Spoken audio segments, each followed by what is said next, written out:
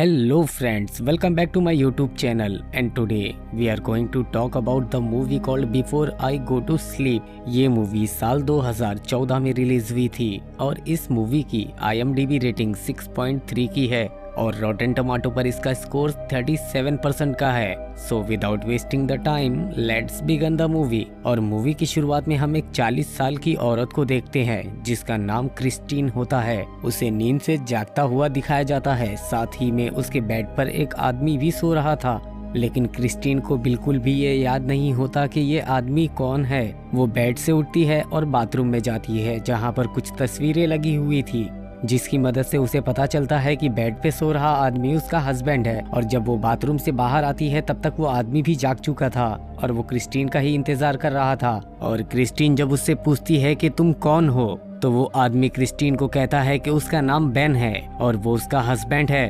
उनकी शादी को 14 साल हो चुके हैं और 10 साल पहले कार एक्सीडेंट में सर पर चोट लगने की वजह से उसे भूलने की बीमारी यानी कि एमनीशिया हो गई है और उसके दिमाग में सारी चीजें सिर्फ एक ही दिन के लिए स्टोर रह सकती हैं। और अगले दिन जैसे ही वो सोकर उठेगी उसे पिछले दिन की कोई भी बातें याद नहीं रहेंगी, वो सब कुछ भूल चुकी होगी। बेन उसके लिए ब्रेकफास्ट बनाता है, साथ ही में वो अपने और क्रिस्टीन की शादी के किस्से भी सुना रहा था। ऑफिस जाने से पहले बेन उसे जरूरत की चीजें कहाँ कहाँ रखी हुई हैं उसकी लिस्ट दिखाता है। और कुछ देर के बाद जब क्रिस्टीन घर में अकेली होती है तब फोन की घंटी बजती है। फोन करने वाला आदमी खुद को डॉक्टर नैश बताता है। डॉक्टर उसे बताता है कि वो उसका इलाज कर रहा है और इस बारे में बेन को कुछ भी पता नहीं है। और उसके बाद वो डॉक्टर क्रिस्टीन को वार्डरोब खोलने के लिए कहता है, जिसमें एक बॉक्स के अंदर कैमरा रखा हुआ था और उस कैमरे के अंदर एक रिकॉर्डिंग रखी हुई थी जिसके अंदर क्रिस्टीन अपनी बीमारी के बारे में कुछ बता रही होती है। इस कैमरे को वो बेन से छुपा कर रखती थी। और इसके बाद हमें 2 हफ्ते के आगे का टाइम दिखाया जाता है जिसमें क्रिस्टीन डॉक्टर नैश के साथ एक कार में होती है। डॉक्टर उसे बता रहा होता है कि वो एक न्यूरोलॉजिस्ट है और क्रिस्टीन को जो बीमारी एमनीशिया है वो उस पर एक रिसर्च लिख रहा है और इसी वजह से वो उसका इलाज फ्री में कर रहा था। डॉक्टर नैश ने ही उसे वो कैमरा दिया था ताकि दिन भर में उसके साथ जो कुछ भी हो वो उसे उस कैमरे में रिकॉर्ड कर सके, ताकि दूसरे दिन की वो रिकॉर्डिंग देखकर उसे पिछले दिन के बारे में कुछ याद आ सके और जिसकी मदद से उसे अपनी बीमारी ठीक करने में मदद मिलेगी। डॉक्टर नैश उसे बताता है कि 10 साल पहले उस पर हमला हुआ था। उस हमले में उसके सर पर चोट लगने की वजह से उसे ये बीमारी हुई थी। ये सुनकर क्रिस्टीन सोच में पड़ जाती है क्योंकि बेन ने उसे बताया था कि उसका एक्सीडेंट हुआ था और डॉक्टर नैश उसे बताता है कि उस पर हमला हुआ था। डॉक्टर उसे 10 साल पहले के न्यूज़पेपर और उसकी मेडिकल रिपोर्ट दिखाता है जिससे उसे डॉक्टर की बातों पर यकीन हो जाता है। क्रिस्टीन उससे पूछती है कि उसे कौन मारना चाहता था। डॉक्टर उसे बताता है कि इसका जवाब सिर्फ तुम जानती हो। उसके बाद डॉक्टर उसे कहता है कि वो उसे हर सुबह याद दिलाएगा कि उसने कैमरे को कहाँ छुपाया है। रात में जब बेन किचन में होता है तब क्रिस्टीन बाथरूम में जाकर दिन भर जो कुछ हुआ उसे कैमरे में रिकॉर्ड करती है और बेन के आने से पहले ही जाकर सो जाती है। अगले दिन सुबह उठने के बाद बेन उसे वही कहानी सुनाता है और अगले दिन जब वो गाड़ी में डॉक्टर नैश के साथ होती है तो वो अपने रिकॉर्ड किए हुए रिकॉर्डिंग को देख रही होती है, नहीं तो वो बेन की बताई गई कहानी पर भरोसा कर लेती। अब उसे बेन पर भरोसा नहीं था। उसके बाद डॉक्टर नैश उसे उस जगह ले जाता है जहाँ उस पर हमला हुआ था ताकि उसे कुछ याद आ सके। वहाँ काम करने वाला आदमी बताता है कि उन्हें जब क्रिस्टीन मिली थी तो उसके बॉडी पर कोई कपड़े नहीं थे, उसने अपने आप को सिर्फ एक बेडशीट से ढका हुआ था। इसका मतलब ये है कि वो किसी होटल के रूम में रह रही थी। डॉक्टर नैश और क्रिस्टीन को उस आदमी की बातों से ऐसा लगता है कि वो उस वक्त बेन के साथ नहीं बल्कि किसी और आदमी के साथ होटल में थी। डॉक्टर नैश कहता है कि हो सकता है उसी आदमी ने तुम पर हमला किया हो। अगले दिन डॉक्टर क्रिस्टीन का मेडिकल चेकअप करता है और उसे कुछ तस्वीरें दिखाता है जो उसे क्रिस्टीन की इन्वेस्टिगेशन फाइल से मिली थी और उन तस्वीरों को देखकर उसे कुछ याद करने को कहता है, पर काफी याद करने के बावजूद भी क्रिस्टीन को कुछ याद नहीं आता। उसके बाद डॉक्टर उसे एक लड़की की फोटो दिखाता है और फोटो के पीछे उस लड़की का नाम क्लेर लिखा हुआ था, लेकिन क्रिस्टीन को वो लड़की भी याद नहीं आती। रात में क्रिस्टीन डिनर करते वक्त बेन से क्लेर के बारे में पूछती है और वो कहता है कि वो क्लेर नाम की किसी लड़की को नहीं जानता। क्रिस्टीन के रिक्वेस्ट करने पर बेन उसे बताता है कि क्लेयर उसकी फ्रेंड थी, लेकिन जब उसे ये एमनीशिया नामी बीमारी हुई तो क्लेयर उसे छोड़कर चली गई। तब क्रिस्टीन उससे पूछती है कि उसने पहले क्यों नहीं बताया कि उसकी फ्रेंड भी थी। बेन उससे कहता है कि वो उसकी भूलने वाली बीमारी से परेशान हो गई थी, इसीलिए वो दूसरे शहर में शिफ्ट हो गई। ये बात सुनकर क्रिस्टीन को तकलीफ होती है। बेन एक बॉक्स को लेकर आता है जिसमें क्रिस्टीन और क्लेयर की फोटो थी। उसके बाद क्रिस्टीन खुद का एक नया वीडियो बनाती है जिसमें वो कहती है कि बेन उससे बातें छुपाता है, इसीलिए उस पर उसे भरोसा नहीं करना चाहिए। अगले दिन सुबह बेन की नज़र बाथरूम की दीवार पर पड़ती है जहां क्रिस्टीन ने अपनी और क्लेयर की फोटो लगाई हुई थी। सुबह फिर से जब क्रिस्टीन बाथरूम में जाकर अपनी पिछले दिन की रिकॉर्डिंग को देखती है, तभी उसकी नज़र वीडियो की दीवार पर पड़ती है जहां उसने क्लेयर की फोटो को लगाया था, लेकिन अब वहां कोई फोटो नहीं थी। क्रिस्टीन उन फोटो को बेन के सामान में ढूंढने लगती है और उसे एक लॉक किया हुआ ड्रॉ मिलता है और थोड़ा और ढूंढने पर उसे उसकी चाबी भी मिल जाती है। उस ड्रॉ में उसे अपनी और क्लेयर की फोटो मिलती है। उन तस्वीरों को देखकर उसे याद आता है कि उसने क्लेयर को बताया था कि वो प्रेग्नेंट है। तब क्रिस्टीन को अपना बेटा याद आता है। वो बाथरूम में लगाई हुई फोटो को देखती है और उन फोटो में उसे कोई बच्चा नहीं दिखता। वो बेन को कॉल करती है और अपने बच्चे के बारे में पूछती है। तब बेन उसे बताता है कि उनका बेटा था, लेकिन अब वो मर गया है। उनके बेटे का नाम एडम था। वो 8 साल का था जब वो बीमार हुआ और उसकी मौत हो गई। बेन एडम की तस्वीरें और उसका लिखा हुआ एक नोट देता है जिसमें उसने अपनी माँ को घर वापस आने के लिए कहा था। साथ ही में बेन उसे ये भी बताता है कि जब वो बीमार हुआ था उस वक्त क्रिस्टीन एक्सीडेंट की वजह से हॉस्पिटल में थी। ये सुनने के बाद क्रिस्टीन अपने आप को एडम की मौत का जिम्मेदार मानती है और यही चीज वो अपने कैमरे में रिकॉर्ड भी कर लेती है। और अगली सुबह उसे एक सपना दिखाई देता है। सपने में वो होटल के कमरे से बाहर देखती है तो उसे मेज पर अपना बेटा एडम बैठा हुआ दिखाई देता है, लेकिन जैसे ही वो कमरे से बाहर जाती है वहाँ कोई नहीं होता। उसे जमीन पर गिरी एक चिट दिखाई देती है जिसमें मम्मी लिखा हुआ था और जब वो उस चिट को खोलती है उसमें एक चेहरे पर जख्म वाले आदमी की ड्राइंग होती है और उसका नाम माइक लिखा होता है। तभी उसे अचानक से अपने ऊपर हुए हमले के सीन दिखाई देने लगते हैं और वो नींद से जाग जाती है।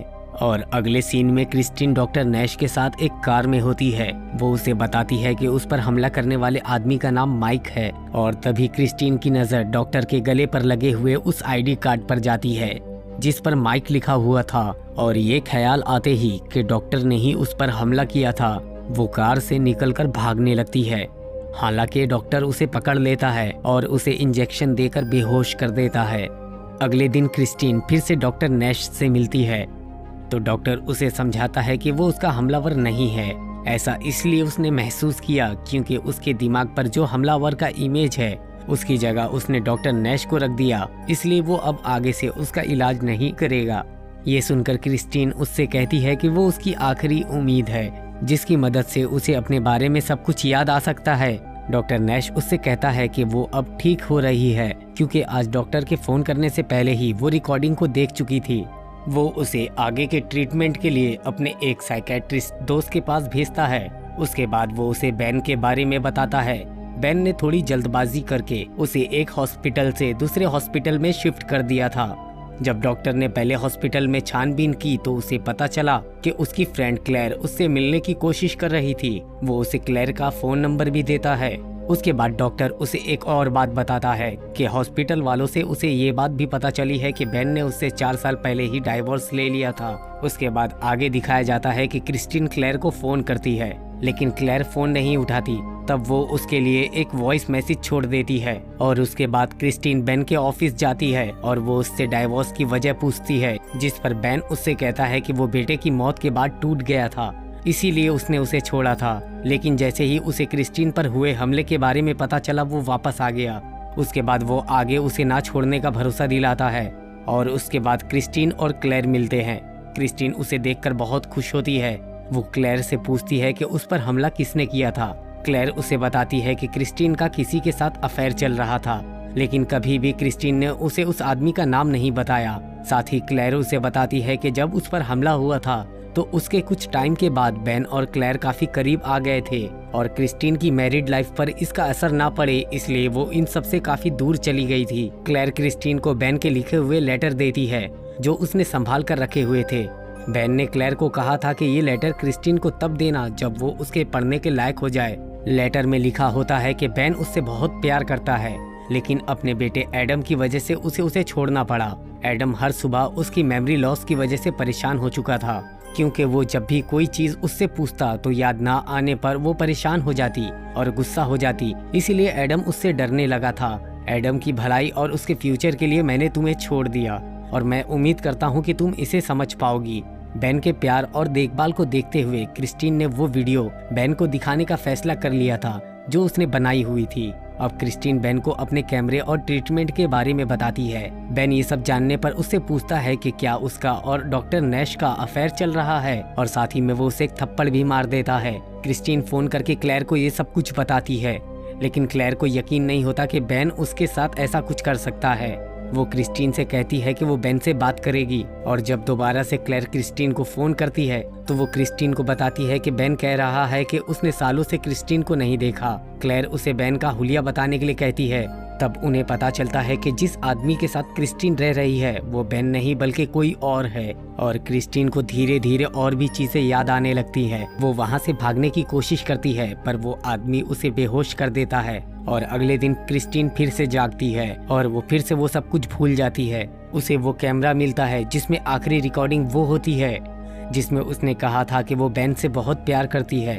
उसके बाद की रिकॉर्डिंग में जिसमें उसने सारी सच्चाई रिकॉर्ड की थी उसे उस आदमी ने डिलीट कर दी थी, और वो आदमी जो अब भी क्रिस्टीन के लिए बेन ही होता है वो उसे कॉल करता है और सामान बांधने के लिए कहता है, क्योंकि वो उसे एनिवर्सरी के लिए कहीं ले जाना चाहता था। और उसके बाद वो आदमी डॉक्टर नैश के पास भी चला जाता है और उसे क्रिस्टीन से दूर रहने के लिए कहता है। उस रात वो आदमी उसे उसी होटल में लेकर जाता है जो क्रिस्टीन को कभी कभी याद आने लगता है, और जिस होटल के पास क्रिस्टीन अधमरी हालत में मिली थी वहाँ वो आदमी क्रिस्टीन को सारी सच्चाई बताता है कि वो बेन नहीं है, लेकिन बेन बनने का नाटक इसलिए कर रहा था ताकि क्रिस्टीन उसके साथ रहे।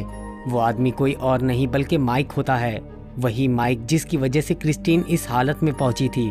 तब क्रिस्टीन को याद आने लगता है कि माइक और उसका अफेयर था, और इस बारे में माइक चाहता था कि वो बेन को बता दे, लेकिन क्रिस्टीन ने बेन को बताने से इनकार कर दिया था। जिसके बाद माइक ने गुस्से में आकर क्रिस्टीन को बुरी तरह मारा था, जिसकी वजह से उसे एमनीशिया नाम की बीमारी हो गई थी। माइक उसे ये भी बताता है कि एडम अब भी जिंदा है और वो जबरदस्ती क्रिस्टीन को हमेशा के लिए अपने साथ रखना चाहता है, पर एडम के जिंदा होने की बात सुनकर वो वहाँ से भागने की कोशिश करती है। अब उन दोनों के दरमियान कुछ देर तक मारपीट होने लगती है। उसके बाद क्रिस्टीन अपनी जान बचाने के लिए वहाँ से भाग जाती है और होटल का अलार्म बजाती है। अलार्म की वजह से वहाँ पर पुलिस आ जाती है और उसे बचा लेती है।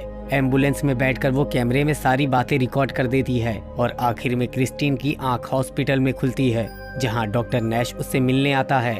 वो उसे बताता है कि माइक को अरेस्ट कर लिया गया है, लेकिन कोई और भी है जो उससे मिलने आया है जिसकी मदद से उसकी मेमोरी लौट सकती है। और अब यहाँ पर हम असली बेन को देखते हैं जो कि अंदर आता है और क्रिस्टीन से दूर रहने के लिए उससे माफी मांगता है। क्रिस्टीन उसे पहचान नहीं पाती, लेकिन बेन जब उसे एडम के बारे में बताने लगता है तो उसे कुछ कुछ बातें याद आने लगती हैं। उसके बाद बेन बाहर जाता है और वो एडम को लेकर अंदर आता है। सालों बाद वो दोनों एक दूसरे को देखते हैं। एडम को देखते ही उसे वो बात याद आती है जो वो उससे कहा करती थी, और आखिरकार अपने बेटे एडम से मिलने के बाद क्रिस्टीन की याददाश्त लौट आती है। और इसी के साथ ये मूवी भी यहीं पर खत्म हो जाती है। और अगर आपको हमारा ये वीडियो पसंद आए तो वीडियो को लाइक, चैनल को सब्सक्राइब और हाँ, बेल आइकन के बटन को दबाना ना भूलें।